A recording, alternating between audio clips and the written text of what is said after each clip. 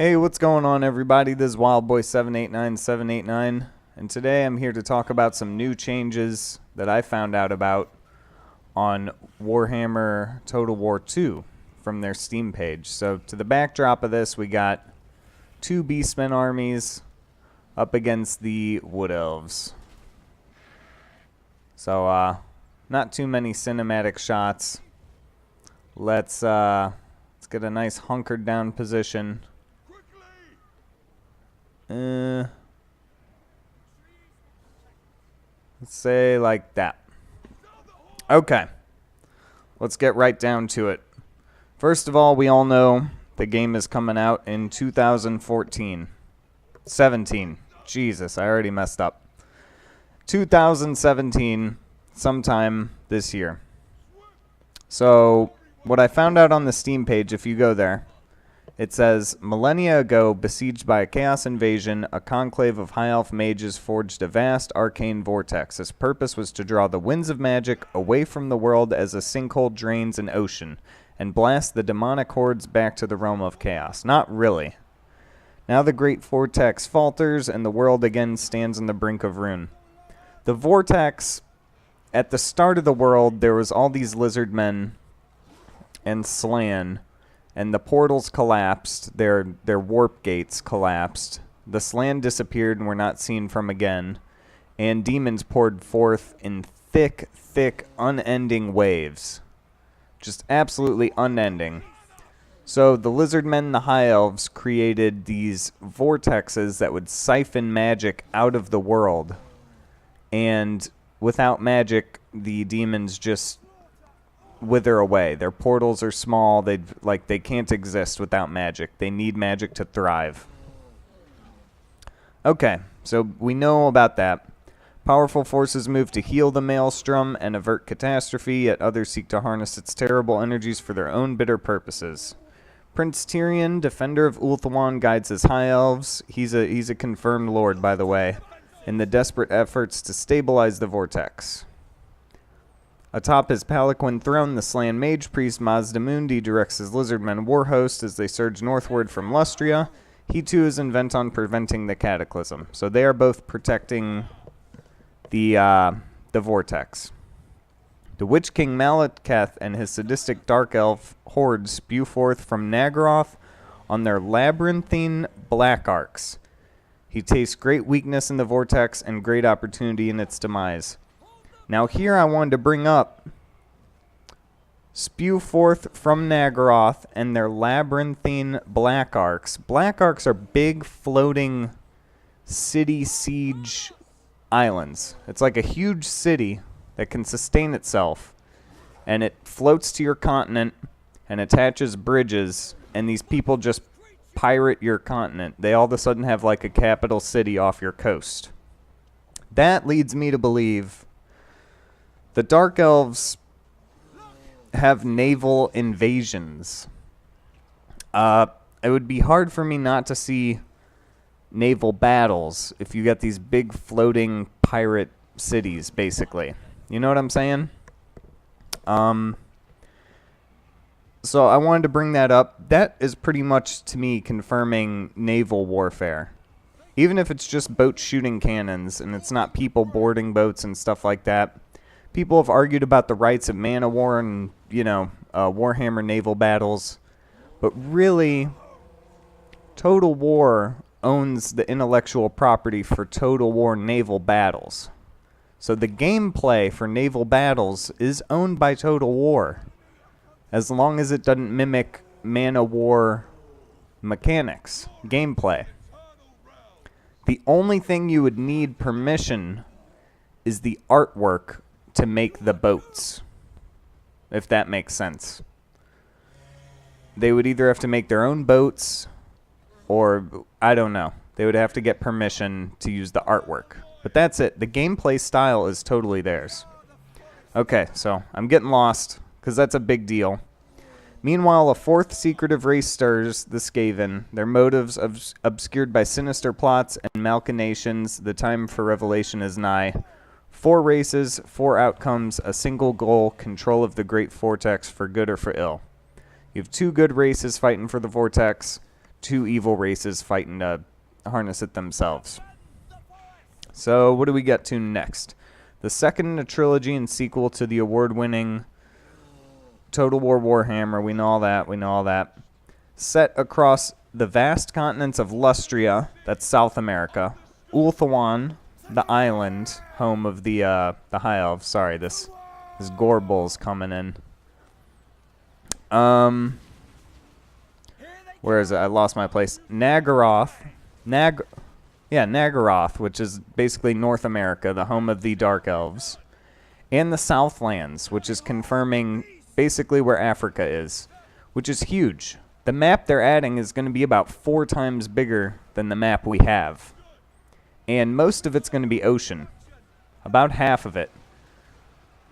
There has to be naval battles. There has to be some form of naval battle. Okay. Playing as one of 8 legendary lords across 4 iconic races from the world of Warhammer Fantasy. That confirms to me that the Skaven will not be a DLC or a pre-order pay-to... Ooh. I'm gonna scoot back a little bit so the giant doesn't get too loud. The Skaven's gonna come with the game. That kind of proves to me it is not a pay-to-play race. Okay? It would be kind of skeezy for them to say, play as one of 8 legendary lords across 4 iconic races. Oh, but one of those races is locked, and oh, 2 of those lords are locked. That's not what they did with Chaos. I'm not seeing that here. Also, keep in mind, 8 legendary lords. Legendary lords have story-driven themes behind them. They're still basic lords, so each race is probably going to have 3 lords, 2 of which are legendary. Let's see. Each legendary lord has a unique geographical starting position. That is something new that they kind of fixed. And staggering new battlefield bombardment abilities. Sure. Shortly after launch, owners of both the original game and Total War Warhammer 2 will gain access to the colossal new combined campaign merging the landmasses of the Old World, plus Nagaroth, Lustria, Ulthuan, and the Southlands into a single epic map. That is what they promised. That is absolutely huge, and I cannot wait. I also wanted to mention the video. You can see 3 races kind of splitting apart their armies. Each army splits in 2 and fights one another like a free-for-all.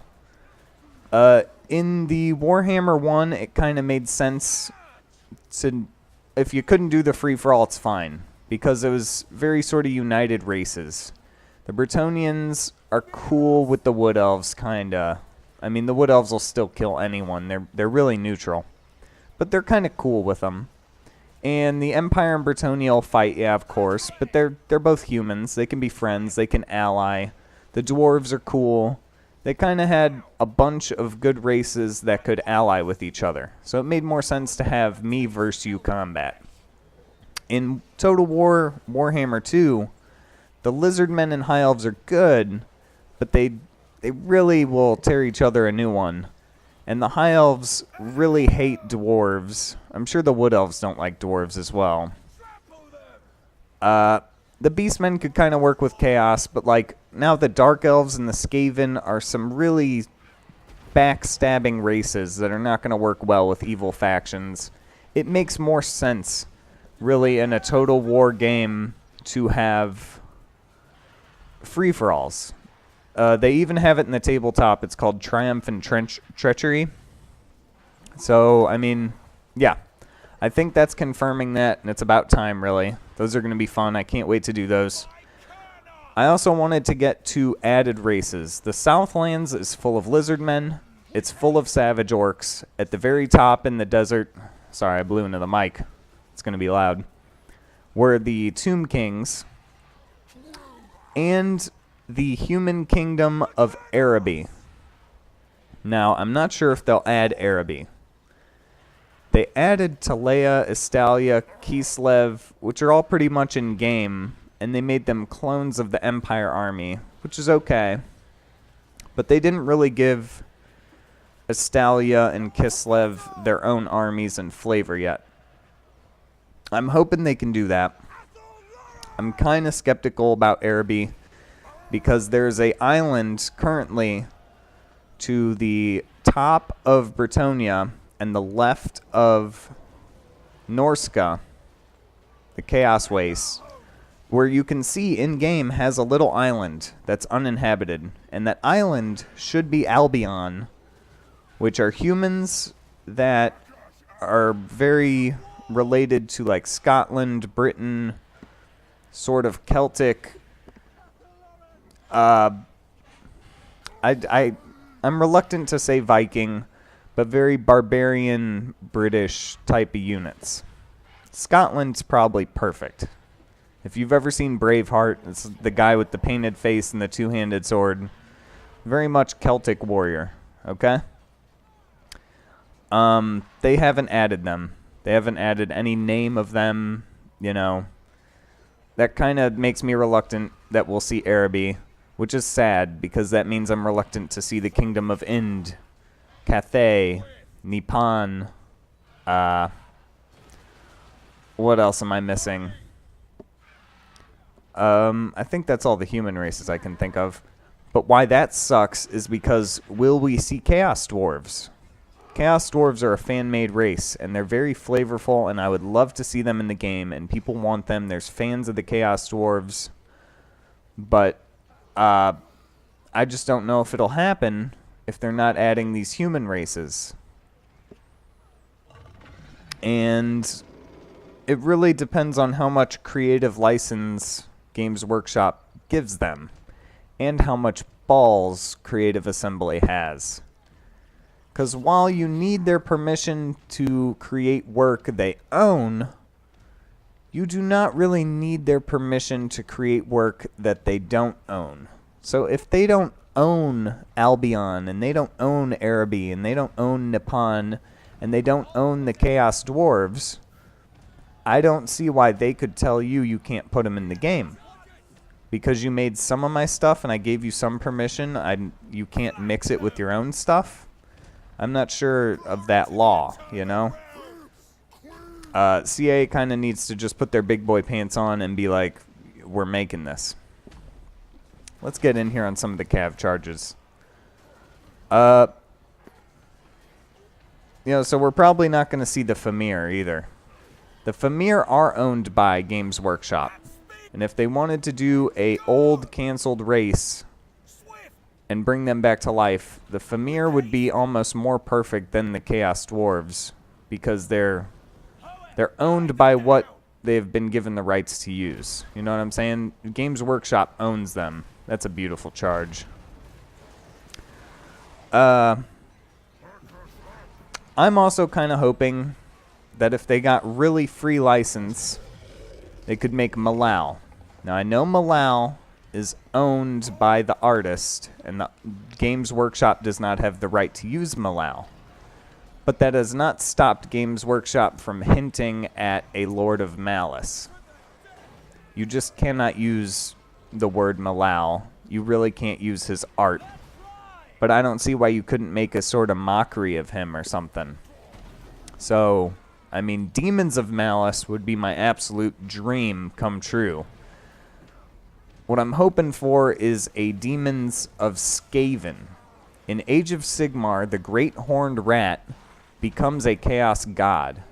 And I feel like right now they are working on Skaven Demons in Age of Sigmar, which they kind of wanted to be Malal anyway. If you read about Malal, he's got horns sticking out of his face every direction. In the old comic books, he has 6 fingers, and also in the old comic books, you'll notice Ratmen have 6 fingers. In the comic book, the follower of Malal, Caleb Dark, gains the trust of the humans when he kills invading Skaven forces on the castle. Now, isn't that convenient that Skaven happen to be invading? And Malal is very secretive. He doesn't even tell his followers what his plan is. So, I mean, Malal is basically the Great Horned Rat. I would like to see a Skaven, not so much a Skaven army in black and white, like Malal followers, as much as I would just like to see Skaven demons. Skaven Chaos Demons. If you've seen my channel on Vermintide, this is the last thing I wanted to touch on. And this is kind of reaching out there really far, I know. I'd be happy enough, trust me, to see the Kingdom of Ind and Cathay and Chaos Dwarves and Famir. But the far stretch of Malal, in Vermintide, a lot of the rat men wear half black and half white. It's not a mixed match. It's not like it is a proper uniform that they wear. And Games Workshop has not been shy at hinting at Malal to get their story back without really infringing on the intellectual property. So, you know, a boy can dream. But anyway, that's what I wanted to talk to you about. I cannot wait to pre-order it. You can catch it on my channel day one. I know this video is a little late. I wasn't going to do like a trailer reveal Warhammer 2. Everyone's doing that. I brought this to you because I found this new information. When it comes out, I will have it day one out reviewing a lot of the content. Check it out on my channel. I will see you guys in the next video. Thanks for watching.